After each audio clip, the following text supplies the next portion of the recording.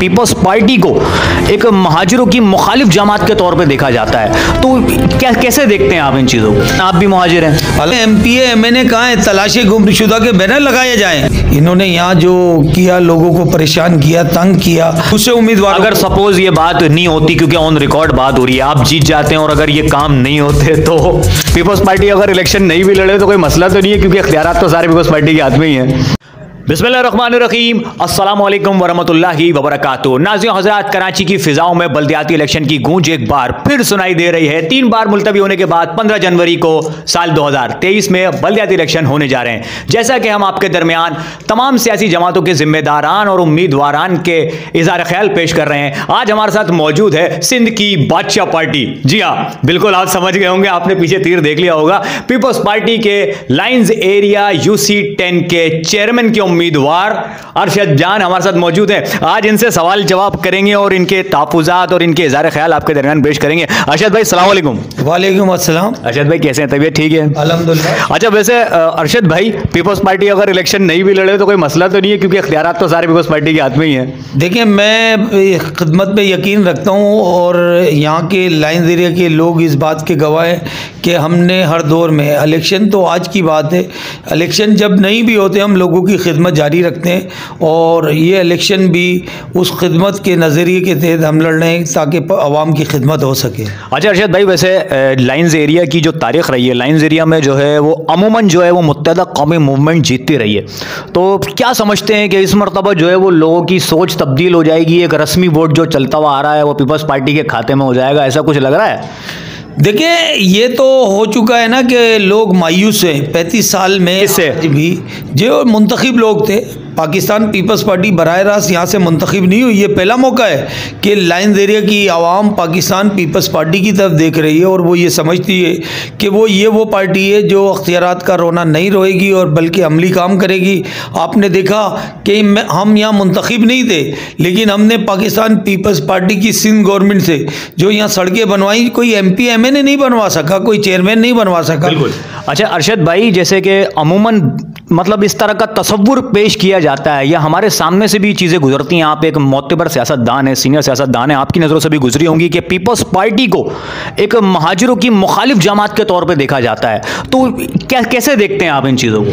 देखिए, अगर ऐसी बात होती तो आज जो मुख्तलिफ बिरादरी हैं, सबसे पहले मैं बता, गालिबन आप भी मुहाजिर हैं। अल्हम्दुलिल्लाह, मैं जो मेरे वालिदैन जो है हिंदुस्तान से हिजरत करके आए, लेकिन ये है कि हम विफाक़ पाकिस्तान की सियासत करते हैं और भुट्टो साहब के नज़रिए से पे यकीन रखते हैं, उस नज़रिए के तहत हम लोगों की खिदमत करते हैं। आज भी मैं मुख्तलिफ बिरादरियों से यहाँ मिला, उनका बहुत अच्छा रिस्पॉन्स था। आज देखें, गुज्जर बिरादरी ने हमारी हिमायत की और सबसे पहले मैं बता दूँ कि जो हमारा पैनल है ना, ये गुलदस्ता है। इसमें देखें, मैं भी इस इलाके का रहने वाला हूं और हमारे वाइस चेयरमैन नवाज़ गुज्जर साहब जो गुर्जर बिरादरी के चश्मो चिराग हैं, दूसरे हमारे शमशुद्दीन मामू साहब जो रोहतक बिरादरी जिसने पाकिस्तान की तामीर व तरक्की में अहम किरदार अदा किया, उस बिरादरी से ताल्लुक़ रखते हैं जिनकी अक्सरियत है लाइन्स एरिया में। और दूसरे हमारे वक़ार रईस जिसने यहाँ पर लोगों की बहुत खिदमत की है। तीसरे उम्मीदवार हैं हमारे इरफान हैदर रिजवी साहब और चौथे उम्मीदवार हैं राजपूत बिरादरी के चश्मो चिराग राना खुर्शीद राजपूत। ये तमाम बिरादरी हमारे साथ मौजूद हैं। अगर आप ये देखें कि ये सबसे बड़ी चेंज तो ये आ गई कि उन इलाकों से जहाँ पर पहले बहुत ज़्यादा सख्तियाँ की गई, आज वहाँ के मुकामी लोग हमारे उम्मीदवार बने जो किसी ज़बान और मसलक या किसी और पे यकीन नहीं रखते, उनका नज़रिया पाकिस्तान का नज़रिया है। अच्छा अरशद भाई, वैसे जैसे मुख्तलिफ सियासी जमातें इस वक्त जो है मैदान में मौजूद है और PTI जो है वो बड़ी एक उसकी तो हवा चली हुई है, एक ट्रेंडिंग जमात बनी हुई है। 245 के इलेक्शन में हमने देखा कि PTI का जो है वो बड़ा ज़बरदस्त एक वोट दिखा, जबकि टर्नआउट को इतना खास नहीं था, बहुत कम, लेकिन फिर भी। तो क्या समझते हैं, PTI से कोई डर खौफ है, कोई टेंशन है? देखिए, लोग मायूसी की तरफ जा रहे हैं। यहाँ पर जो मुंतखब 2018 में गलती हुई वो गलती जो है अभी बाई इलेक्शन में हो गई। अभी लोग हमारे पास आते हैं, वो कहते हैं कि हमारे MPA MNA कहाँ हैं, तलाशी गुमशुदा के बैनर लगाए जाएं, कि उन्होंने यहाँ पर ना किसी का हाल पूछा, ना यहाँ के सीवरेज से मसला है। हमारी माएँ बहनें घर में किस तरह ज़िंदगी गुजार रही हैं कि गैस नहीं आ रहा। अभी मैं जिस गली में जा रहा हूँ गैस की शिकायत, कहीं बिजली के मसाइल, कहीं पानी के मसाइल। तो भाई ये जो MPA MNA के फंड हैं वो कहाँ जा रहे हैं, आवाम ये सवाल करती है। अभी आप देखना कि ये बात साबित हो जाएगी कि वो लोग इनसे ख़ास तौर पे लाइन ज़रिए के कितने मायूस हैं कि वो इनकी तरफ देखना भी पसंद नहीं कर रहे। बाकी हम तो वो लोग हैं जो आवाम के दरमियान में रहते हैं। आज भी जहाँ हम जा रहे हैं वो कहते हैं नहीं, आपसे तो मुलाकात बहुत आसानी से हो जाती है। अच्छा, दूसरा अरशद भाई, जैसे कि हम देख रहे हैं कि MKM भी जो है वो कहीं ना कहीं मुतहर्रिक होती हुई नज़र आ रही है, और MKM के जितने भी गिरोह हैं, मुस्तफ़ा कमाल साहब हो गए, फारूक सत्तार साहब हो गए, खालिद मकबूल साहब हो गए, ये कहीं ना कहीं एक हो रहे हैं। और कल जो है वो इलेक्शन सूबाई ऑफिस के बाहर जो है वो एहतिजाज भी कर रहे हैं। तो क्या समझते हैं कि कहीं MKM से कोई टेंशन हो सकती है, इलेक्शन में कोई कंपटीशन हो सकता है? देखिए, अवाम ने मैंने तो यही देखा है, कराची की अवाम ने जिसको मुस्तरद किया है दोबारा उस तरफ देखा भी नहीं है। अब वो एक वक्त था, खौफ था, डर था, लेकिन आज वो किस चीज़ का खौफ था? देखिए, जो सूरत हाल थी, इन्होंने यहाँ जो किया, लोगों को परेशान किया, तंग किया, परेशान थे लोग। किसी मसले के हल के लिए किसी से रब्ता करते थे तो खौफ के आलम में रहते थे। तो ये सारी चीज़ें अब वो ख़त्म हो चुकी है। ये अच्छा, शहर आज़ाद हो चुका है। इन सब के अंदर MKM लंदन के बायकाट को कैसा देखते हैं? देखिए, ये तो इनका इंटरनल मामला है। हम तो जब सब उस तरफ थे तो हम तो उस टाइम भी सियासत में थे और इलेक्शन लड़ते थे हमेशा, तो हमारा तो उनकी तरफ कोई ध्यान भी नहीं जाता। मतलब आप नहीं समझते कि आपको या आपके वोटर्स को कोई जो है वो MKM अल्ताफ हुसैन का जो है वो कोई बायकाट मुतासिर करेगा? नहीं, हमारा तो अपना, मैं बता रहा हूँ ना कि हमने तो इन्हीं गली कूचों में होश संभाला, यहीं पैदा हुए, यहीं पले बड़े, तालीम भी इन्हीं सरकारी स्कूलों में हासिल की, लाइन ज़रिए के स्कूलों में हासिल की, बड़े नशेब व फराज देखे। लेकिन हमने हमेशा वफाक पाकिस्तान की सियासत की है, पाकिस्तान पीपल्स पार्टी की सियासत की है, भुट्टो के नज़रिए की सियासत की है। आज भी मैं गया तो रोहतक बरादरी कहेंगी जब भुट्टो साहब आए थे तो ये हमारे मकान पक्के हुए थे, यही भुट्टो साहब ने जो है मालकाना हकूक लाइन ज़रिए के लोगों को दिए थे।